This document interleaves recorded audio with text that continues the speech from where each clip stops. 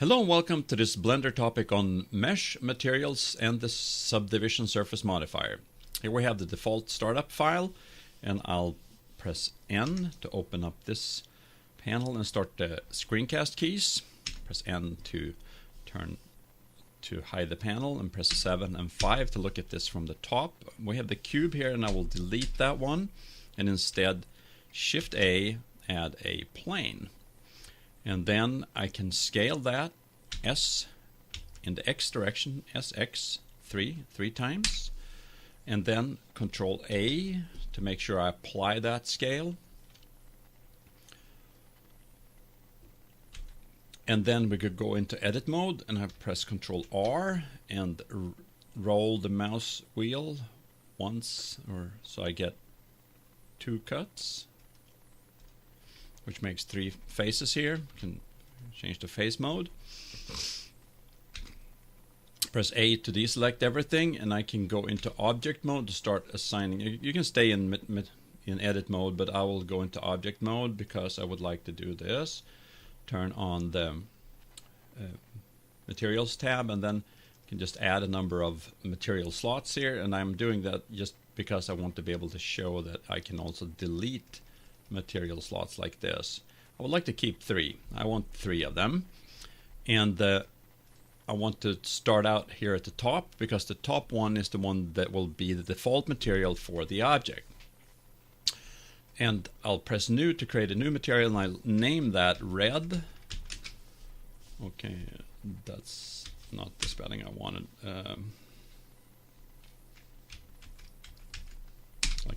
Like that. And just pull down the other color so it's red, and then I create another material, call that white. Also very simple. And then blue.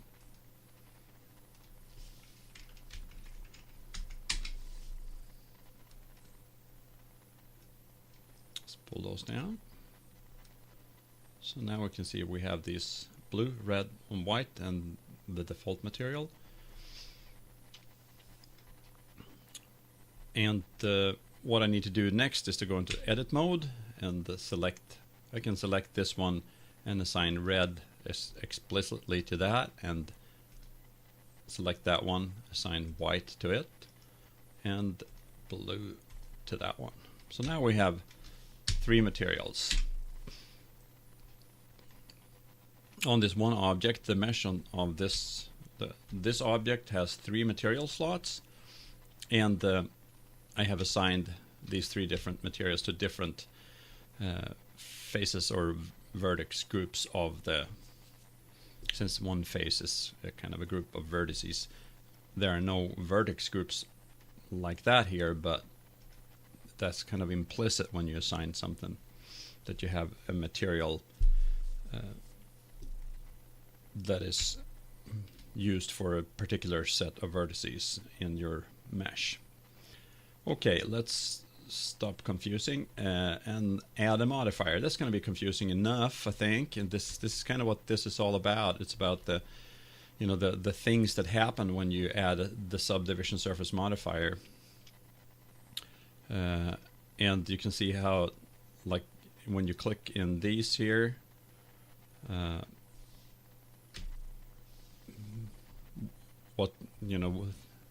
how the modifier actually affects the mode that you're in.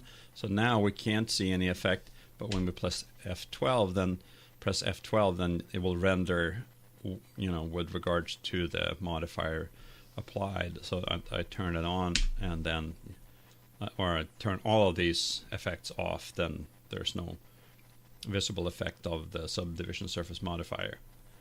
But let's turn them all on.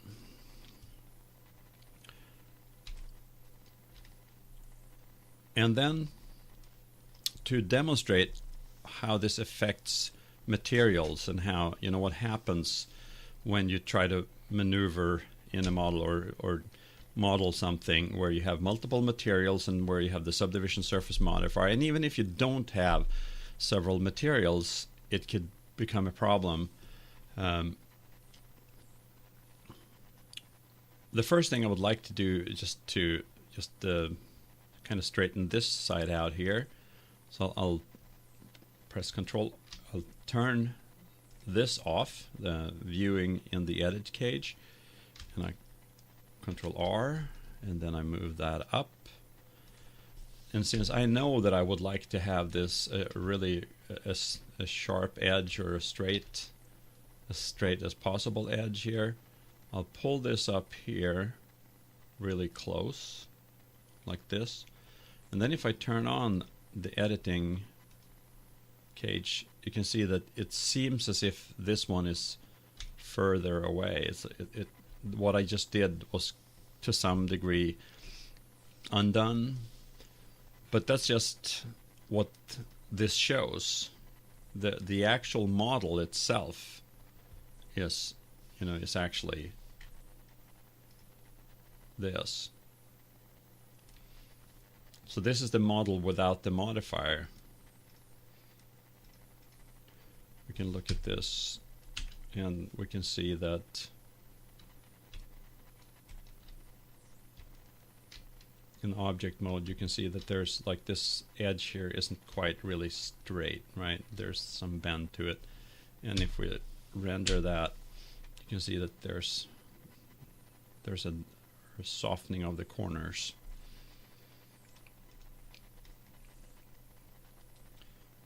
So the subdivision surface modifier tends to round things up and pull them in.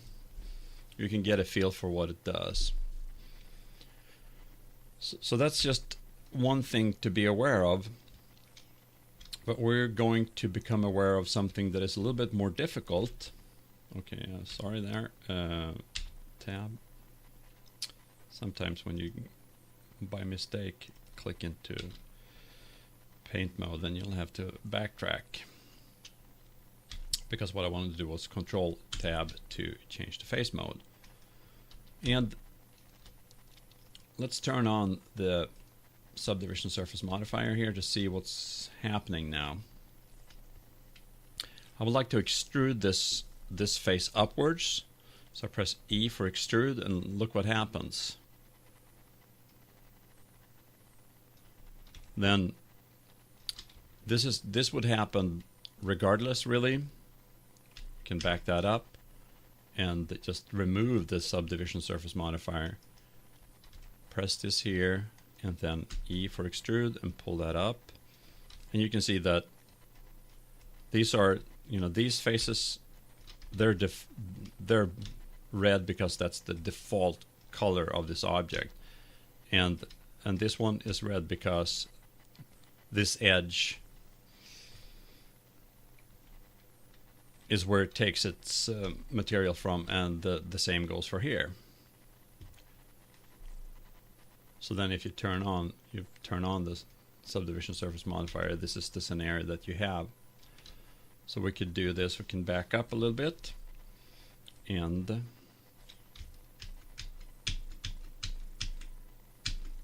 like that, go back there. And we can go to the Materials tab here. And we can assign that, the top to blue, and that one to red.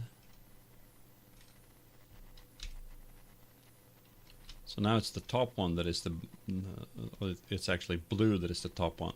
I'm selecting white here to show that it doesn't matter.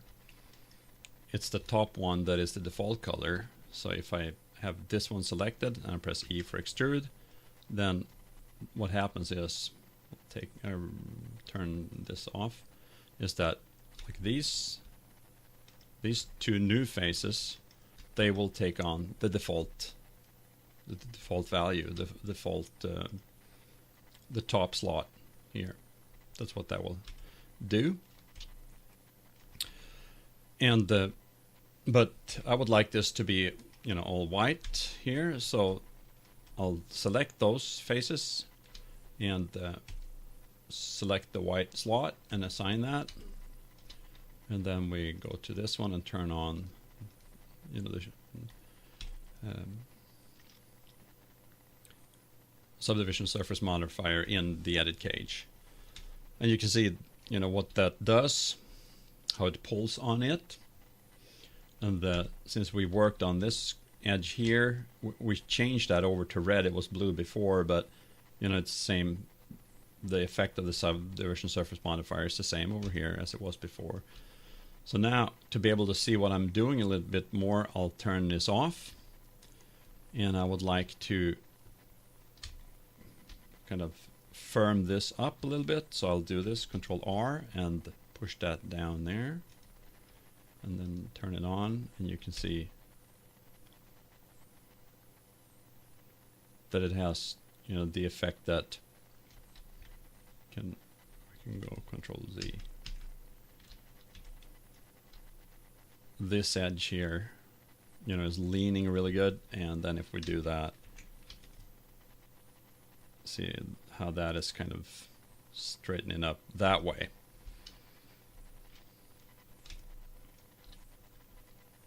And then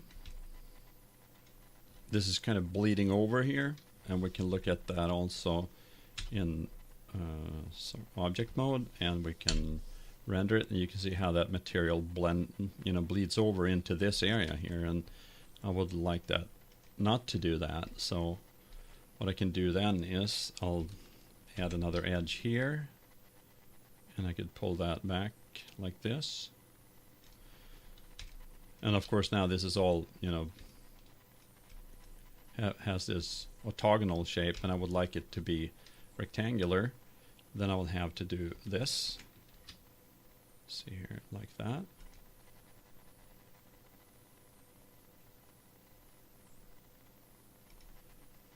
And we can fix that top too.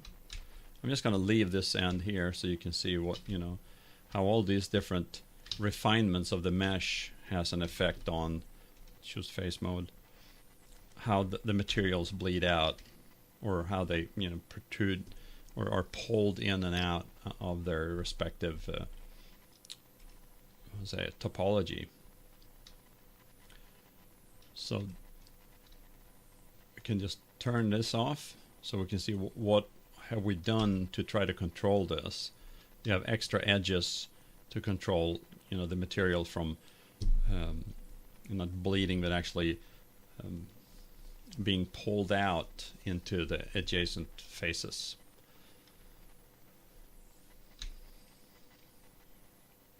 So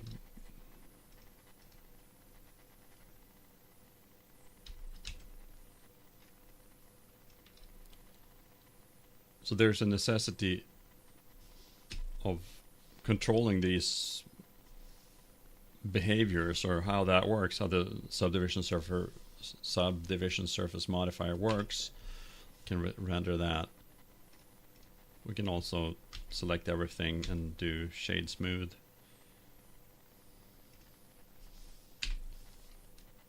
And you can see how these, how in what way it is controlled. Let's improve the 200% like that, and render it again. So we can see how how this needs to be tended to. You have to figure out how you're going to control these edges to let these materials meet where you intended it to meet, not somewhere else.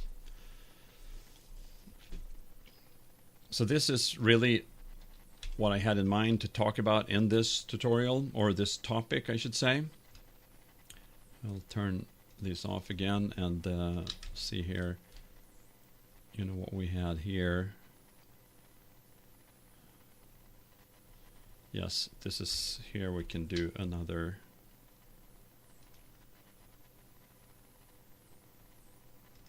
Like this.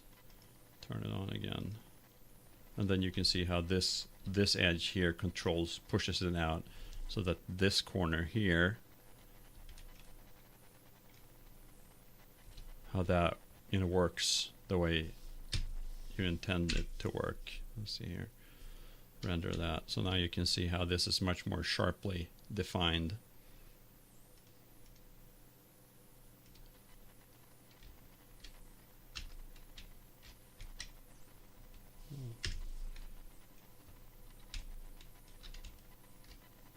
So for this, we'll turn these off. This is, you know, rather confusing.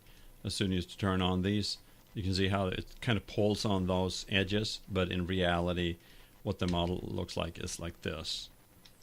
We can pull that even further. So this, how these are however close these are to the edge, that will determine how round the edge becomes. So if you want to use it in order to create a much rounder edge, or you know, a rounder object, then you can do that.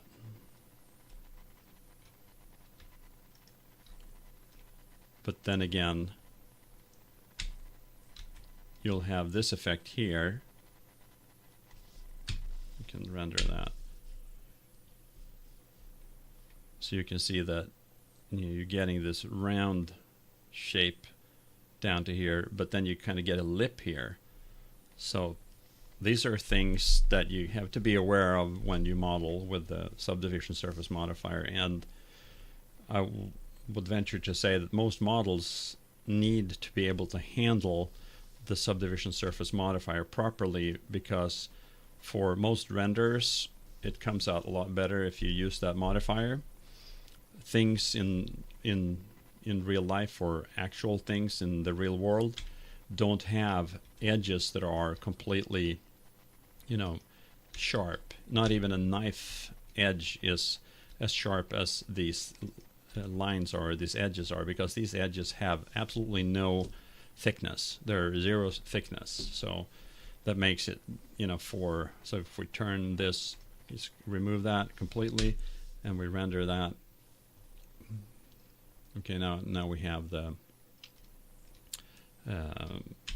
shades, move the shade flat, and I think I need to move their light too. It's in the wrong place.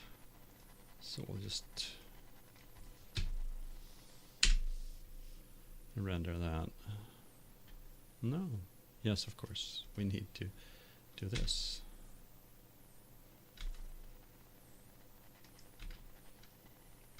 Select everything, and then shade flat, and then we can render it. And now you can see that these edges here are perfectly sharp. There is actually no thickness to the edge. And in reality, everything has some kind of an arc to it.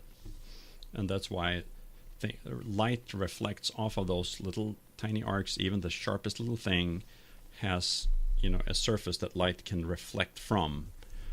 This edge here has no surface whatsoever. It's just an edge.